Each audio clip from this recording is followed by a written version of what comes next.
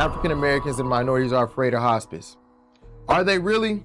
I think you are, but I'm going to tell you why you fear it. Henry Mason, CEO of Precious Hospice. We've been in hospice now this is our 10th year. Very excited, but what I'm not excited about is when I'm constantly being told that African Americans and minorities are afraid of hospice and you all don't want to have the conversation with them. They're not afraid of hospice.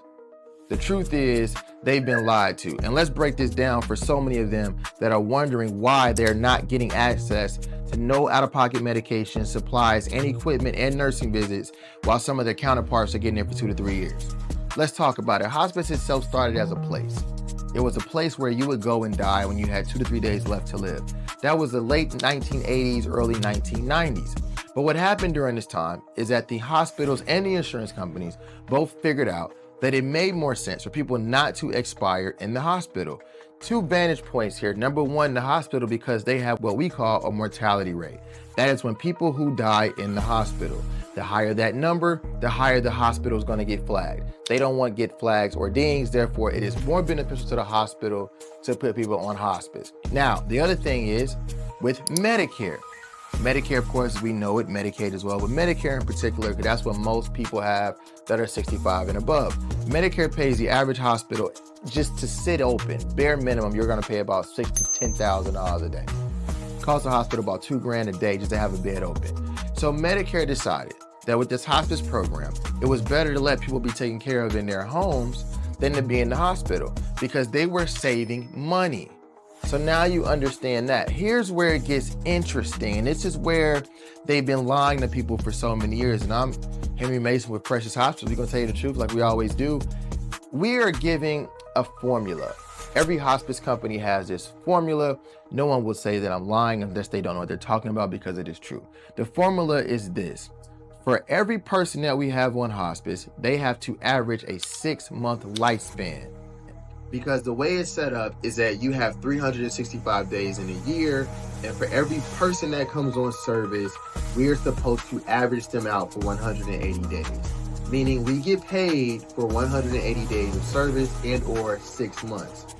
Here's where they found a loophole. The loophole is very simple. They can average the people. So if you've got 2 people, they both come on January 1st, one expires the last day in June, one expires the last day in December, they now have a 180-day length of stay, which means that you are now in the clear for being paid. This is where it gets crazy. What they do, because we're paid a per diem per day, doesn't matter how much money you have, doesn't matter what we have to do for you, we're gonna get the same amount of money per day per patient. So let's just say we get $150 a day per patient, right? Certain patients are gonna require more medications, more supplies, more equipment, more nursing visits. And in some cases, we lose money every day on some patients. But what they understand fundamentally is that the patients who are in the most affluent neighborhoods do not require as much help as my Black and brown people. Let me say this one more time so we hear it for everyone can understand. This is why you're afraid of hospice. You are told that you can only go on hospice at the end of your life when you've got a week or 2 left by design, because they do not want to have to pay the money back that they're using on affluent people here in America. So where does that leave us? At the bottom of the totem pole, just like with everything else. Again, it's systemic. You don't fear hospice. You're only told hospice at the end, and then once you come on hospice, you're given morphine right away, just like that, where other people are allowed to live for 2-3 years, because everyone in hospice knows the moment we start this morphine regimen, your respiratory system is going to slow down, shut down, and eventually you will pass away. And this is how they get this 180-day average. I don't think it's right, but I think it's even more concerning that no one's willing to talk about it.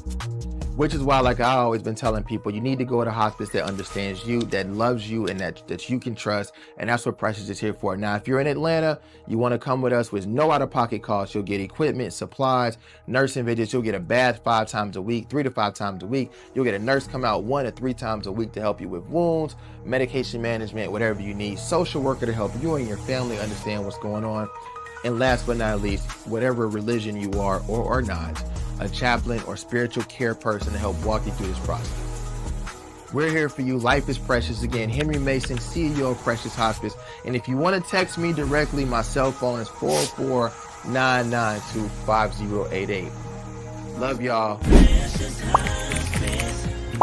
Life is precious.